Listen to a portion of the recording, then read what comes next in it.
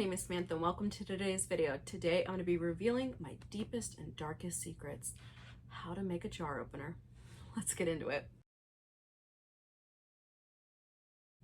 This is by far my most requested video and I'm happy to finally be sharing it with you guys.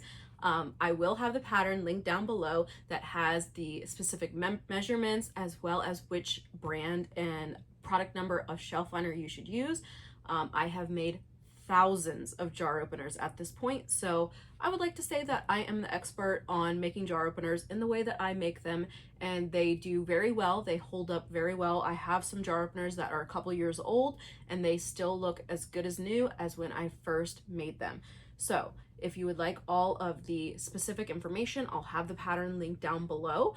Most of my patterns are 99 cents. This one is going to be a little bit more pricey because it is more particular. It is a bigger pattern and it is something that I specifically came together with all of the objects. So I'm very proud of this pattern. Please support me by purchasing the pattern down below. Without further ado, let me show you how it's made. Okay, so what I have here are all of the steps laid out. So there are 9 steps, and the 9 steps will get you to this final product that is the jar opener. Step 1 is to cut out the pieces. You'll need 1 piece of shelf liner and 2 pieces of quilting cotton. Now you can use other types of fabric. If you use a thicker fabric, it will be a more sturdy jar opener. You could use flannel. You could really use almost any type of material. Now if you use more of like a satiny or a silk, it is a little difficult to sew, so keep that in mind. Quilting cotton is the simplest thing to do. If you're looking for any of the specific measurements as well as what kind of shelf liner this is, like what the product number is, check that out in the pattern that I have down below to purchase. The rough shape is 6 by 6 inches, but if you want any of the product dimensions and whatnot, it's in the pattern down below. Step 1 is cutting out the material. Step 2 is pinning down the shelf liner to 1 piece of the material. And you're going to want to do this facing up.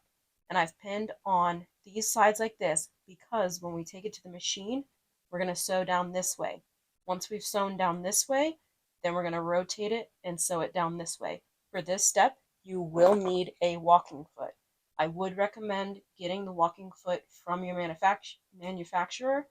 If you cannot and you have to get a generic one, just know that they do have a shelf life and they don't last forever if you get an off-brand one. So we have the shelf liner pinned down, so you'll end up with this where it's connected. And if you use a thread that blends in to the shelf liner, then you will not see it. Once again, if you want that thread number, I'll have that listed in the pattern so you can't tell. The next step is we're going to take the next piece of material. So you can see that this piece and this piece down here are the same fabric. We're going to put this right side down, so pretty side to pretty side, place it down and pin this down. When it's pinned down, we'll take it to the sewing machine with this side up. So the side attached to the shelf liner will be on the bottom. For this step, you'll use a regular foot. And if you want to add a tag, you can add a tag. You're going to start right here, do a back tack, go all the way around, leave an opening. You're going to leave an opening. The next step we're going to do is trim. So we want to trim the corners. Then we want to trim all the edges. The next thing would be to turn it right side out, making sure that the shelf liner is attached to the 1 piece of fabric and the other piece of fabric is loose. By stitching it down at the start, rather than stitching it down at the end, which most people do, it's much prettier on the back side. If you don't stitch it down, then the shelf liner will move as you're using the product. So once we've got it turned right side out, poke out the corners with chopsticks, a pen, scissors, whatever you want. Just don't poke your corners out too far. Then we're going to put the walking foot back on and top stitch. Once again, when you top stitch, we are using the thread that disappears. So half the project you're going to use the regular foot, half the project you're going to use the walking foot. If you're doing this mass assembly, For these inner stitches, you can use white thread rather than the more expensive colored thread. That being said, let's go through the process from start to finish at the sewing machine.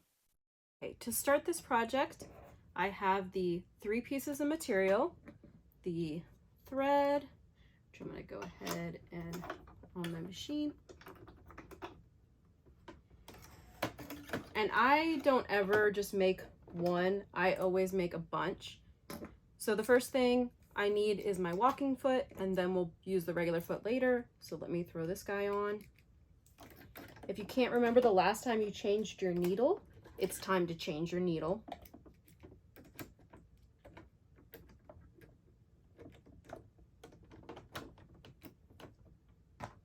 Tighten this guy down. For this step, it does not matter what thread you have in your bobbin. Right now I have a white thread. It doesn't matter. Your stitch length, you can either use a long stitch length or a short one. It's up to you. I think a longer one is prettier, but a shorter one is more functional. And like I said, we need to square up our material and put a pin in the 2 corners. That way we can stitch down the middle. And I'm someone who doesn't pin very often, but in this case, the material shifts. So I have the shelf liner down flat. And at the beginning and at the end, regardless of if I'm doing 1 or 100 in a row, so if you're chain stitching, still same thing.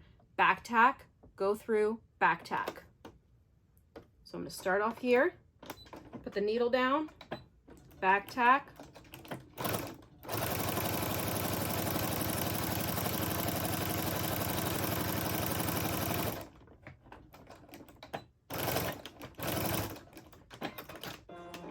I would also recommend back tacking and then going off the end.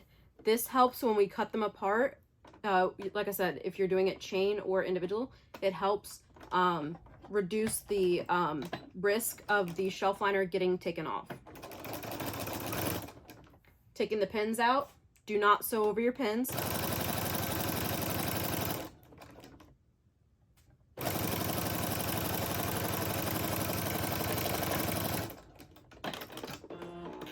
Okay, now this shelf liner is not going anywhere. We have it stitched down in an X formation.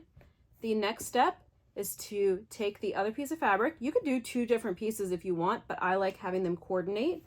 Stick it on top. Go ahead and put your needles down. This time the needle placement doesn't really matter. I would just put it more inwards so that you don't have to move it as you're sewing around. If you want to add a tag, this is the time to add the tag. I order my tags online off of Etsy from a wonderful lady. I believe she's in France. So I'm gonna place this down. And for the tag, I'm going to use my knockoff Wonder Clip. So now I have my material all together. I still have the same thread queued up. If you were doing a bunch, then I would do white and white so that it's cheaper. I also need to change my presser foot, which is another reason why assembly line is the way to go, because changing between presser foots is really annoying if you're only doing one.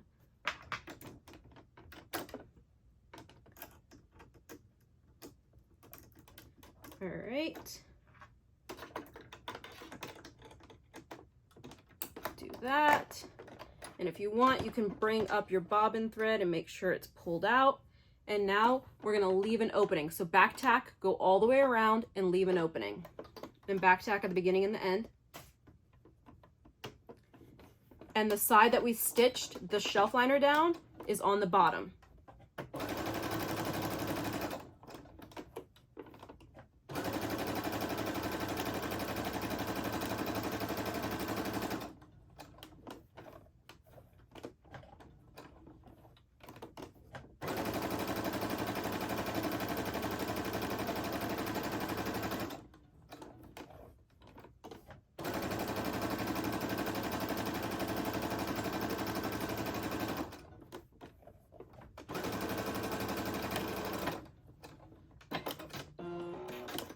This time I didn't have to take the pins out until the very end because they were not impacting. If you want to make this look as professional as possible, I would recommend following the shape of your top piece of fabric. It's likely that your bottom piece of fabric got warped in a way when we added the shelf liner. So if you follow the top piece, then you can ensure that you have nice tight edges and it's going to look clean. Before we trim down, if you don't have enough seam allowance, then I would for sure check, but go ahead and check to make sure that you caught the shelf liner on all your edges. If you didn't, now's the time to re-stitch an edge and make sure it got caught. I've got it caught in all the edges, so we're good. So now I'm going to go ahead and cut the corners at an angle. This is a great TV activity. Do a bunch of them, get them to this step, go to the TV, trim the corners. Now I'm going to trim 3 sides, not the side with the opening.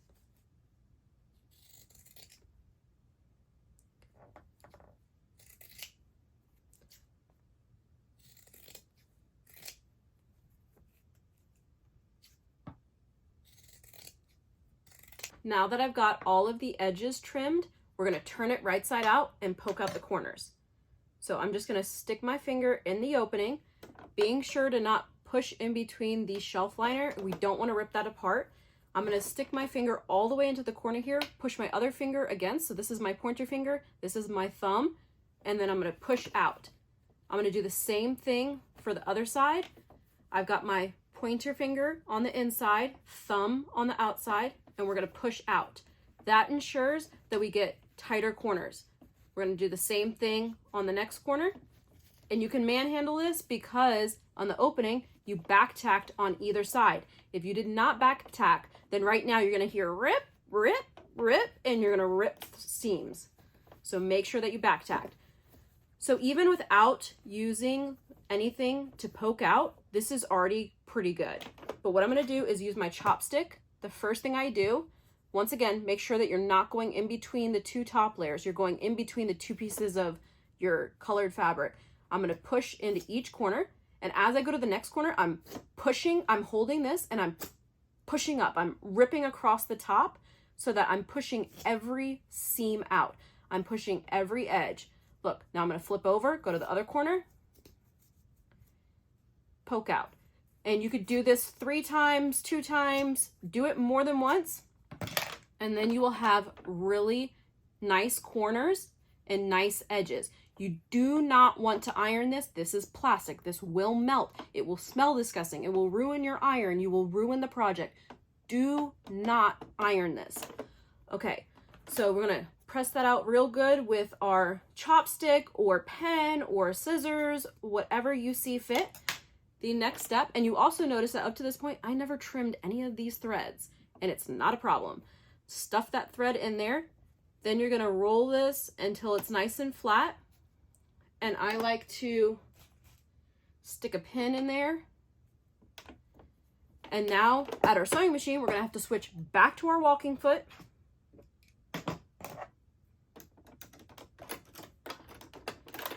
So up to this point, I've been sewing at a 2.5 stitch length. Now I'm going to crank up to a 5. Do at least a 4, but I like a 5. And then I'm going to use a scrap piece of fabric, if I could find one.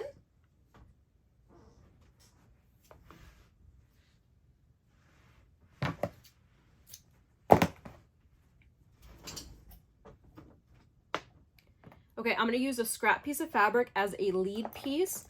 That way I have pretty stitches on my project. So let me put my regular foot back on. Now, if you are doing this mass production, then you would probably have the brown and the brown. The brown on the top thread is going to be on the shelf liner, but the, I just did that wrong. But the bobbin is going to show up on your project. So for this one that I'm working on, it would actually be better to do a black thread. So I'm going to go ahead and switch out my bobbin for a black thread. However, if I was doing this mass scale, then I just do brown and brown.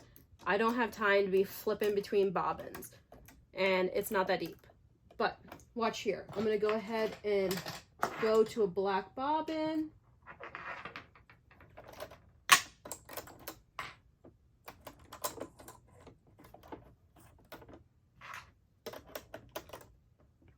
I have a 5.0 stitch length. I have my project all pushed out, pinned down the opening. I'm gonna send through my sacrificial piece of fabric first.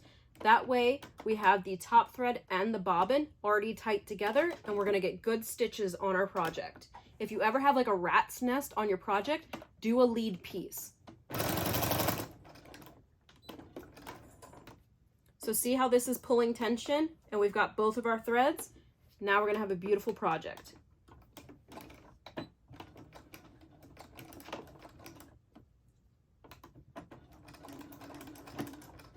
Okay, so sometimes when you start off, your presser foot will get stuck. So I have a couple stitches in. I'm gonna lift up, kind of do this pivot motion, and make sure then that the corner goes underneath. And now I can keep going.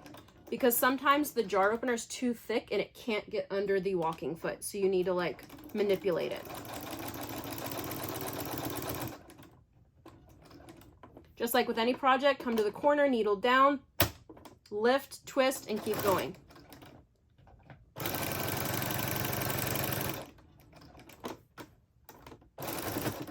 Got caught on the corner again.